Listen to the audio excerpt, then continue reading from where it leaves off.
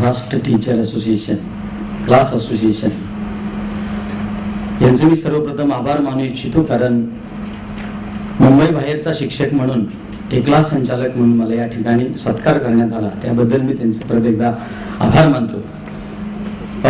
मला जो हा पुरस्कार मिळाला या पाठीमागे माझे गुरुवर्य रवींद्र मोरेश्वर फडके यांनी माझं नाव सुचवलं आणि या ठिकाणी मला बोलवलं गेलं. मी शिक्षण तर विद्यार्थ्यांना देतच आहे, मी क्लासेसच घेत आहे, पण क्लासेस पेक्षा मी वेगळं काय करतोय ते थोडंसं मी तुम्हाला समजावं. मी जास्त वेळ घेणार नाही सर, अगदी थोडासा वेळ घेईन, कारण तुम्ही माझ्याकडे पाहिल्यानंतर तुमच्या लक्षात आलं असेल तुम्हाला मराठी येतं, मला चांगलं माहित आहे, कारण काही वक्ते मराठी बोलले, मग मी ठरवलं आपण मराठी बोलायला हरकत नाही. कारण मला असं वाटतं की माझं जीवन हे समाजासाठी संदेश व्हावं, म्हणून मी माझ्या कपड्यावरती सुद्धा संदेश लिहिलाय, पाणी अडवा पाणी जिरवा. कारण तुमच्या भागामध्ये भरपूर पाणी आहे, तुमची सर्व तळी भरलेली आहेत, पण आमच्याकडेही तळी भरलेली आहेत, पण सोलापूर जिल्ह्यामध्ये सर अजूनही पाऊस नाही. आता सध्या अजूनही काही गावामध्ये टँकर चालू आहेत. मग गेली आम्ही 5-6 वर्षापासून हे काम करतो आहे, क्लासेसला मुलं आहेत, उदरनिर्वाह करतो आहे, पण समाजासाठी देशासाठी आपण देणं लागतो. त्यामुळे आम्ही दररोज सकाळी 9:30ला बॅच सुटल्यानंतर 9:30 ते 11 वाजेपर्यंत बार्शी नगरपालिकेने आम्हाला त्यांच्याकडे असणारी फॉरेस्ट लँड आम्हाला दिलेली आहे.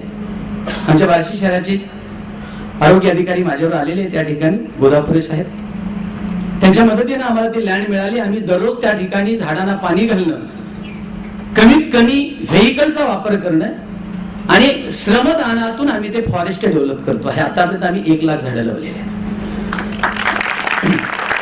विद्यार्थ्याच्या मनावरती एकच आम्ही काम करतो, श्रम संस्कार झाला पाहिजे. आज प्रत्येक गोष्ट आपण टेक्नॉलॉजी, मगापासून मी बघतोय टेक्नॉलॉजी, सगळं टेक्नॉलॉजीनं होत नाही. तुम्ही तुमच्या मोबाईलच्या स्क्रीनला टच करा, मला पाऊस पाडून दाखवा. तुम्ही गुगलला जावा, बादली गुगलला लावा, वॉटर टाईप करा, पाणी आलं तर मी कुठलंही काम करायला तयार नाही. येईल का गुगलला पाणी वॉटर टाईप केल्यानंतर नाही येणार. जर पाणी आणायचं असेल, तुम्ही भाग समृद्ध भागातील आहात, अतिशय सुंदर भाग आहे.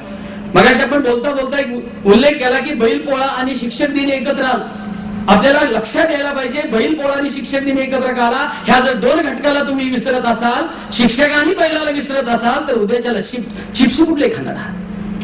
आज कार्यक्रमानंतर जे जेवण मिळणार आहे ते कुठलं मिळणार आहे. आधी बैलाची पूजा करा, त्या शिक्षकाची पूजा करा, तरच हा देश टिकेल. कारण ज्या 2 व्यक्तीला माहित आहे त्याग आणि सेवा करायची, या 2च गोष्टींना माहित आहे, बैल आणि शिक्षकच त्याग करू शकतात, म्हणून हा भारत देश आज जीवन. बाकी कोणीही त्याग करू शकणार नाहीये. हा त्याग फार महत्वाचा आहे. म्हणून मी तंत्रविज्ञान आपण बरोबर घेऊन जाऊया. आमची मुलं, क्लास मधली मुलं आठवड्याला दररोजची 10 मिनिटं या हिशोबाने आम्ही आठवड्याचा 1 तास देशासाठी द्यायला लावतो. आमच्या बरोबर दर रविवारी 300 ते 400 मुलं आपली स्वतःचा 1 तास आठवड्याचा देतात. मग आम्ही बार्शी शहरातली स्वच्छता असेल, फॉरेस्ट संगोपन असेल, खड्डे खोदणं असेल, आम्ही मशीनचा वापर फार कमी करतो. त्या मशीनचा वापर करायला लागलो तर त्यातनं तुम्हाला माहित आहे मिथेन वायू CH4 बाहेर पडतो. मी काय इंग्लिशचा प्रोफेसर नाही आहे, मी काय मॅथमॅटिक्स नाही आहे, माझं सायन्स नाही, पण मला माहित आहे की उकरल्यानंतर मिथेन बाहेर येतो. आणि टेम्परेचर वाढायला लागलं पृथ्वीचं, इतकं वाढायला लागलं. तुम्ही आज एसी मध्ये आहात, आमच्याकडे आलात तर तुम्हाला दिवसभर ऊनच दिसेल. उन्हाशिवाय काही मिळणार नाही, पाणी सुद्धा मिळणार नाही.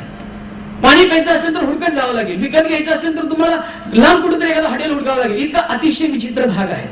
तरी सुद्धा आमचे शेतकरी जिवंत आहेत, आज त्यांचा बैल जिवंत आहे, म्हणून आमच्याकडचं धान्य तुमच्या इथे येतं, तुम्ही त्याच्यावर प्रोसेस करता आणि ते तुम्ही पिशवीमध्ये पॅक करून खाता. मला सगळे अभिमान वाटला इथे की तुमच्या ठेशनवरती अनेक वनस्पतीची पानं विकली जातात, लिव्स, आणि ती विकली जातात. मला आश्चर्य असं वाटलं की ते पडलेलं पान कुचतं, पण तुम्ही ज्या प्लास्टिक पिशवीमध्ये नेता ती प्लास्टिक पिशवी तुमच्या बॉम्बेला खराब करायला लागली.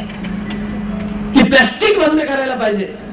हे जर आपण केलं तर आपलं विज्ञान आणि आपलं पर्यावरण जर एकत्र गेलं तरच आपण जिवंत राहू शकू, त्याशिवाय आपण जिवंत राहणार नाही. आता ग्लोबल वॉर्मिंग प्रचंड वाढायला लागलेलं आहे. नुसतं वाढायला लागलेलं म्हणून चालणार नाही.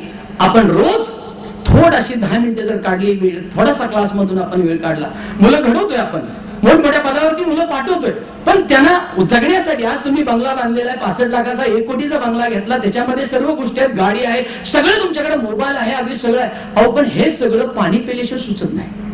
आमचे दुबे सर म्हणले मी आधी पाणी पितो आणि मग बोलतो. पाण्याशिवाय तुमचं काहीच चालत नाही, काहीच चालत नाही. म्हणजे आधी आलं कुठलं पाणी? पर्यावरण. मी तुम्हाला एवढंच सांगू इच्छितो की आपण सर्व मिळून एकत्र काम करूया, हे पर्यावरण वाचूया आणि या टेक्नॉलॉजीलाही जपूया.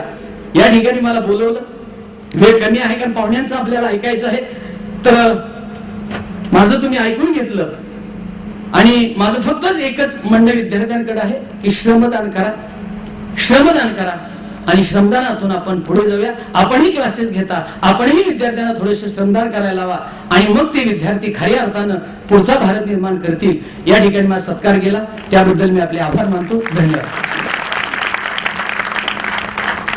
धन्यवाद सर. फेलिसिटेशन का कार्यक्रम पूरा होता है. अब मैं आज के हमारे